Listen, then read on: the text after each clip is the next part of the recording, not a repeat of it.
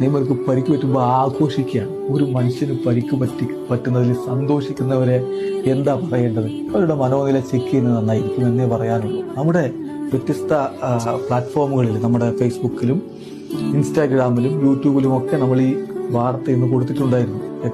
അത് കണ്ട ഉടനെ തന്നെ നിങ്ങളിലേക്ക് എത്തിക്കുകയും ചെയ്തു. അതിന് താഴെ വന്ന ചില കമന്റുകൾ നോക്കുക.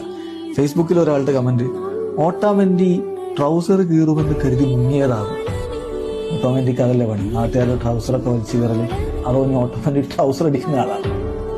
എന്തൊക്കെയാണ് ഈ പറഞ്ഞിരിക്കുന്നത്? പേടിച്ച് മുങ്ങിയതാണ് നെയ്മർ എന്ന് പറഞ്ഞു. ഒരാൾക്ക് പരിക്ക് പറ്റുമ്പോഴാണ് ഇത് പറയുന്നത്. നോക്കണേ, വേറൊരാൾ ഹോസ്പിറ്റൽ ഡിയോർ ഷുവർ എന്ന് പറഞ്ഞുകൊണ്ട് പൊട്ടിച്ചിരിക്കുകയാണ്. മറ്റൊരാൾ അർജന്റീന എന്ന് കേട്ടപ്പോഴേ ചിലർക്ക് പരിക്ക്.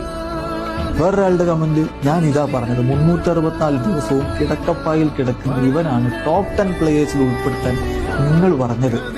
അപ്പൊ കുറെ എണ്ണത്തിന് കുരുട്ടി എന്ന് പറഞ്ഞുകൊണ്ട്